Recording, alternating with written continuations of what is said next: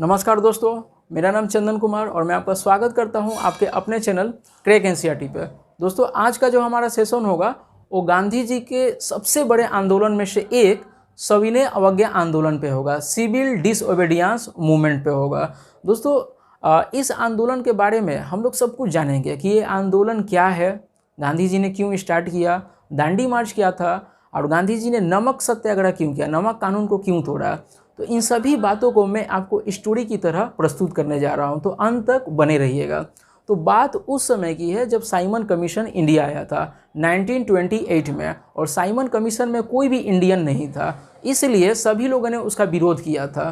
ठीक है, सभी लोगों ने काला तख्त लेकर काले झंडे से उसका स्वागत किया था, साइमन गो बैक के नारे लगाए थे। तो फिर क्या हुआ, जो अंग्रेज़ों के उस समय सरदार थे, जो वायसराय थे, उन्होंने बोला भारतीयों को धिक्कारते हुए कि भारतीयों को कोई हक नहीं है कि साइमन कमीशन का विरोध करे, क्योंकि भारतीयों में वो क्षमता नहीं कि वो कानून बना सके सबके लिए, और इसीलिए कोई भी भारतीयों को उसमें नहीं रखा गया। सिर्फ अंग्रेज़ों के पास ही क्षमता है कि वह कानून बना सके। तो मोतीलाल नेहरू ने ये चैलेंज को एक्सेप्ट किया और बोला कि हम एक बढ़िया कानून बना के दिखाएंगे और भारतीयों के पास सब क्षमताएँ हैं, ठीक है, हम आपसे कतई कम नहीं है। तो मोतीलाल नेहरू ने एक बढ़िया कानून बनाया जिसको इतिहास में नेहरू रिपोर्ट के नाम से जाना जाता है, और रिपोर्ट एक अच्छा बढ़िया रिपोर्ट बना के अंग्रेज़ों के सामने रखा। और अंग्रेज़ों ने क्या किया, जब देख लिया कि उन्होंने एक बहुत अच्छा कानून बनाया है तो उसको खारिज कर दिया, मना कर दिया। वो बोला कि हम लोग इसको लागू नहीं करेंगे। लागू इसलिए नहीं करेंगे क्योंकि उसमें बहुत अच्छी बातों को शामिल किया गया था, जैसे फंडामेंटल राइट देना, सभी को वोटिंग राइट देना, इसलिए उन्होंने मना कर दिया।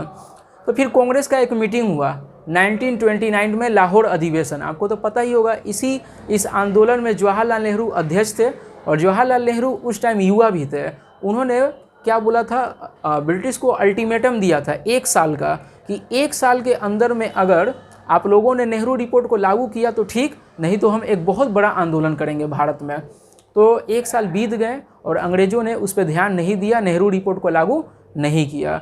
तो फिर क्या हुआ, सभी नेता गांधी जी के पास पहुंचे और बोले कि अब एक भारत को एक बड़े आंदोलन की ज़रूरत है, क्योंकि लोग अत्याचार के पूरे मारे हुए हैं, लोगों के पास दो वक्त की रोटी नसीब नहीं हो रही है, इतना ज़्यादा लूटपाट मचाए हुए हैं ये ब्रिटिश, यहाँ के जितने भी पैसे हैं सब इंग्लैंड भेज दिए जा रहे हैं। ठीक है, तो गांधी जी ने क्या किया, सरकार को बोला कि एक लेटर लिखे गांधी जी ने, जिसमें 11 डिमांड को लिखे। लॉर्ड इरविन को एक लेटर लिखे जिसमें 11 मांग था, उनका डिमांड था। उन्होंने बोला कि अगर ये 11 डिमांड आप पूरा कर देते हैं तो हम एक आंदोलन नहीं करेंगे। तो लॉर्ड इरविन के पास एक लेटर गया, लेटर में ये लिखा था पहला नंबर डिमांड कि नमक जो बनाने का अधिकार सिर्फ अंग्रेज़ों के पास है वो सबको दिया जाए। ठीक है, क्योंकि नमक बनाने का अधिकार सिर्फ अंग्रेज़ों के पास है और वो मनमाने तरीके से उस पर टैक्स लगाते हैं, और गरीब लोग नमक खरीद नहीं पाते इसके कारण। और आपको भी पता है कि नमक का क्या अहमियत है कोई भी भोजन में। ठीक है, और दूसरा इसमें ये था गांधी जी का डिमांड कि अंग्रेज़ों के खिलाफ जो भी आंदोलन करते थे उनको पकड़ के जेल में डाल दिया जाता था और उनका संपत्ति को भी छीन लिया जाता था। तो गांधी जी का डिमांड था कि जितने आंदोलनकारी हैं उनको जेल से रिहा कर दिया जाए।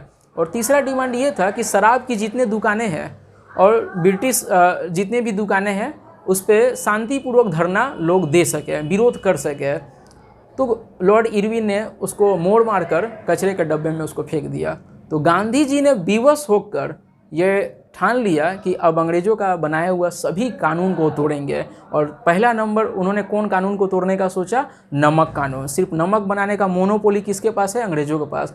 इसीलिए अपने 78 सहयोगियों को लेकर साबरमती आश्रम से दांडी की तरफ पैदल निकल पड़े हो, क्योंकि नमक कानून उन्हें तोड़ना था। और सारे देशवासियों को उन्होंने बोला कि अब से अंग्रेज़ों का बनाया हुआ कोई भी कानून को हम लोग पालन नहीं करेंगे, क्योंकि हम लोग का सरकार नहीं है, और जब तक हमारा डिमांड पूरा नहीं होता तब तक ये आंदोलन चलता रहेगा और सभी देशवासियों को इसमें आके साथ देना है।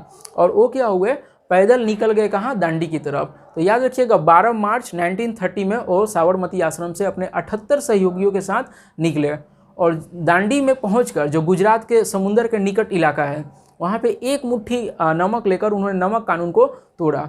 और उसी टाइम दुनिया के जितने पत्रकार जर्नलिस्ट थे वहाँ पे इकट्ठे हुए गांधी जी का इंटरव्यू लेने के लिए। क्यों, क्योंकि पूरा दुनिया को पता चल चुका था कि ये दुनिया का सबसे बड़ा आंदोलन भारत में स्टार्ट हो रहा है अंग्रेज़ों के अत्याचार के खिलाफ। तो उन्होंने गांधी जी से इंटरव्यू लिया। तो गांधी जी ने बोला कि मैं देश को आह्वान करता हूँ, देश को, नागरिकों को अपील करता हूँ कि सभी इस आंदोलन में आए और तब तक लगे रहें जब तक हमें आज़ादी नहीं मिलता, जब तक हमें इस शोषण से मुक्ति नहीं मिलता। और उन्होंने बाकी जितने भी देश हैं, सुपर पावर है, जो भी बड़े बड़े देश हैं, उनसे अपील किया और ये बोले कि शक्ति के विरुद्ध इस अधिकार की लड़ाई में मैं आपका सहानुभूति चाहता हूँ। मतलब इस आंदोलन को सहानुभूति प्रकट करें, मदद करें कि हम इस अत्याचार से निकल पड़े। उसके बाद गांधी जी का गिरफ्तारी हो गया जैसे ही उन्होंने नमक कानून तोड़ा। तो उसके बाद ये पूरे आंदोलन पूरा देश में फैल गया। और खान अब्दुल गफ्फार खान, ये नाम याद रखिएगा। क्यों याद रखिएगा? ये इकलौते पाकिस्तानी हैं जिनको भारत रत्न मिला था। तो उस टाइम तो पाकिस्तान इंडिया में ही था। तो ये गांधी जी के सबसे बड़े अनुयायी थे, गांधी जी को मानने वाले थे। उन्होंने भी वहाँ पे अपने इलाके में एक खुदाई खिदमतगार एक ग्रुप बनाया और सविनय अवज्ञा आंदोलन में लोगों को पार्टिसिपेट करवाया। बिहार का एक सारण जिला है, वहाँ पे लोगों ने टैक्स देना बंद कर दिया। आपको मैंने पहले अपने सारे वीडियो में बताया है कि जो भी किसान होते थे उनको 50% टैक्स देने पड़ते थे खेत में उनका जो उपजता था। तो उन्होंने बिहार के सारण जिला में मना कर दिया। और सी राजगोपालचारी, जो कि एक शिष्य थे, गांधी जी के मानने वाले थे, गांधी जी के फॉलोअर थे, उन्होंने साउथ इंडिया में, दक्षिण भारत में, मद्रास से तिरुचिरापल्ली तक उन्होंने अपना आंदोलन, उन्होंने भी दांडी मार्च जैसा किया, अपने लोगों के साथ गए और वहाँ पर भी नमक कानून को तोड़ा और दिखा दिया कि नमक पे सिर्फ अंग्रेज़ों का हक नहीं हो सकता, भारतीयों का सबसे ज़्यादा है, क्योंकि हम यहाँ के हैं और वो यहाँ के नहीं हैं।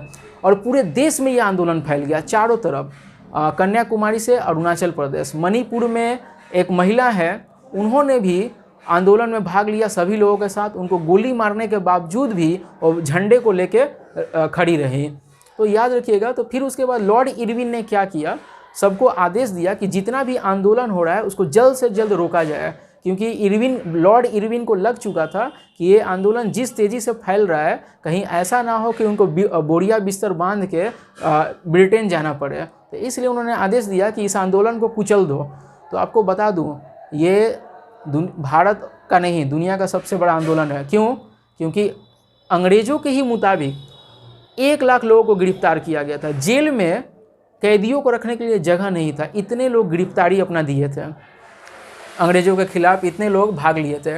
ये देश का पहला ऐसा आंदोलन था जिसमें बहुत सारे जगह पे महिलाएं लीड की थी जुलूस को।